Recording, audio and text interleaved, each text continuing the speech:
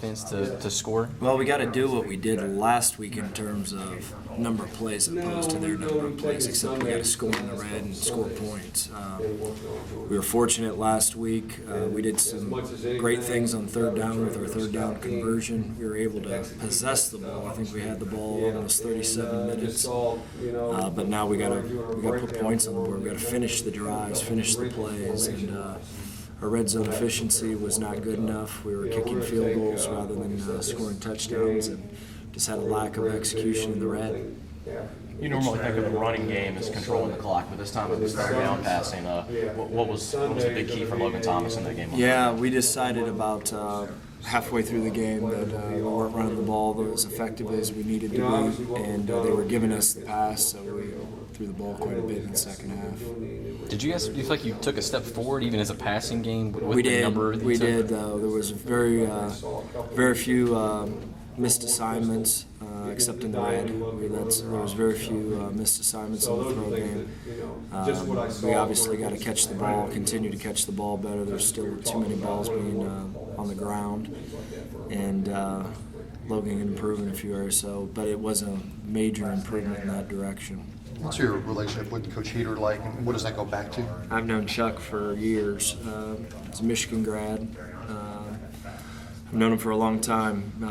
Worked with him at Florida, worked with him at Temple, and he's a very good football coach. He said the thing he first remembered from you was coaching against you in that bowl game when you were at Michigan. He was at Florida. Yeah. And you obviously had the better day that day. What do you remember from that? We were healthy. I mean, that was the thing. That team was a loaded football team, and went through a tragic injury, to say the least, that entire year. I think Chad Henne and Michael Hart only played a total of 3 games together their senior year. But we were healthy. So we were healthy. And what's the relationship been like? I guess he said he came and stayed here with Yeah, you? he's a dear friend, close friend. Respect him. Family member in my mind. Do you enjoy a week like this where you're going head-to-head, or is it awkward, or you don't care?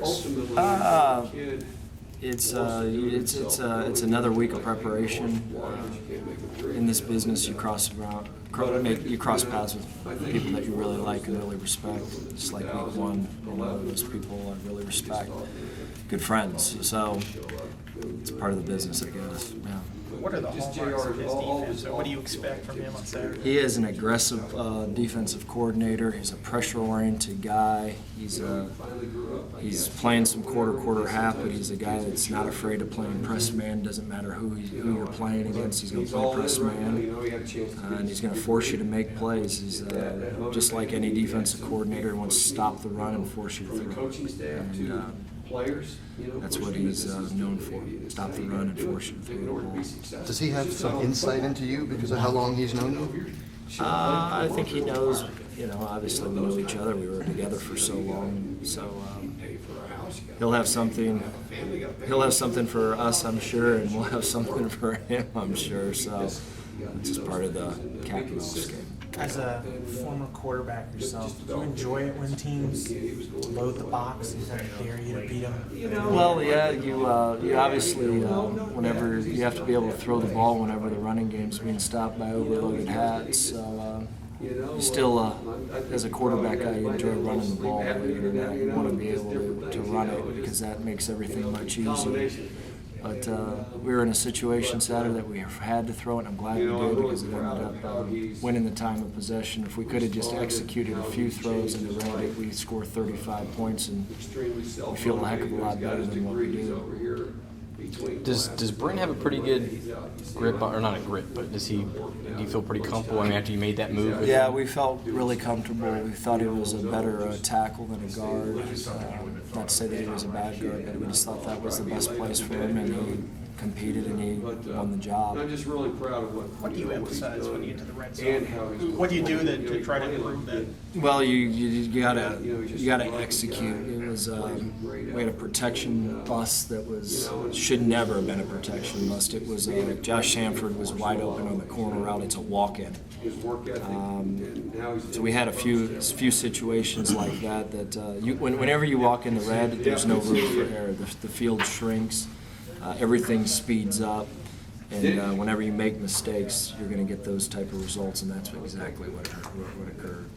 Logan's been mentioning the last couple weeks about read progressions and wanting to go through all those. Is that still where he needs to work on, or is he kind of gotten better with that? He was better. There was very few decision errors at all in the last ball game. We missed a few throws. We started out the game in the second play. We missed it the quick.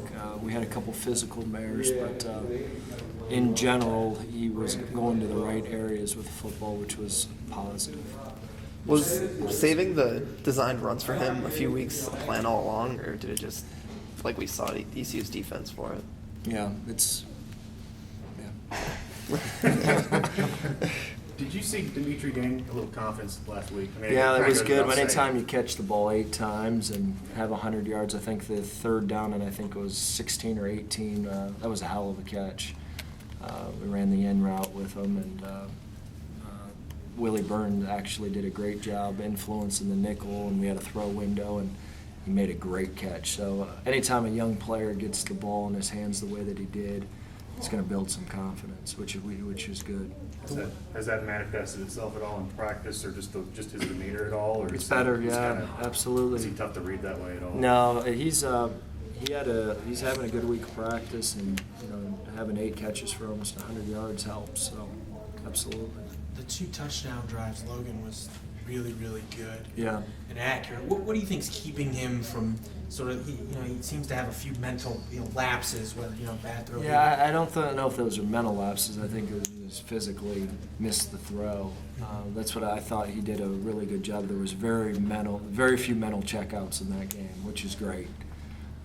You can fix the physical stuff. It's whenever a guy is throwing into coverage constantly that drives you nuts. And for the most part, he did a good job with that. Have you learned anything about play calling for him? Like a third down in the second half, you guys were so good against ECU.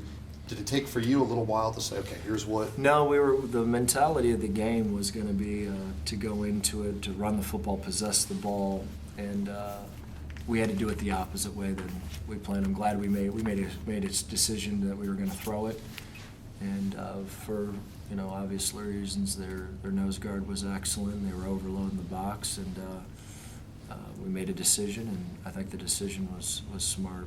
He said he came to the sideline, and I guess after the first drive of the second half, Yeah. and said, Yeah, what was that we conversation? were already doing it anyway. That was a done deal. We said we were going to give the first drive in the second half. We're going to see if we can stay with the same game plan, and after that we said no. We're going to switch gears 100%, and it was the right thing to do at the time. What did you say to him after that swing pass that you almost had picked off? You know what happened was the previous play, whenever DJ got hurt. If you remember in the red area, and again it goes to little things in the red area. DJ pulls up with a hamstring. I believe it was a hamstring. He pulls up with a hamstring, which was a walk-in. I mean, another touchdown that was missed. But the previous play, they didn't cover the swing at all, and that was probably my fault. I probably overcoached him because they busted the defense, and he didn't see the sandbag or swing or undercut him late. He just didn't see it. He didn't see it. It wasn't he goes, Scott, I never even saw the guy. So When it things comes- happens every once in a while.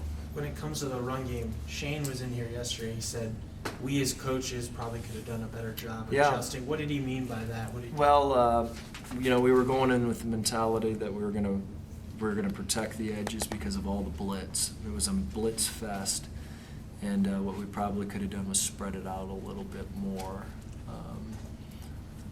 That would be something that we would look back and go, spreading it out probably helped us a little bit, and probably having to run past check a little bit, because it was a pressure fest, which was fed into the hands of us. We're protecting decent right now, and whenever you fire zone, you're giving holes in the defense in the pass game, and that's what happened. If teams keep playing you like this, you're content to, even though you love running the ball, you're content to pass. You until they gotta change. find a way to run the ball. There's no question about that. But you sometimes get into games and you think you're going to walk into the game and you're going to throw it all over the yard, and the next thing you know, you run it. And you got to kind of adjust as the game flows, and that's what we did. It was that the intent was not to go throw it 20 some odd times in the second half or whatever we did. I know it was a high number, but we had to adjust. Sometimes you have to, and we did.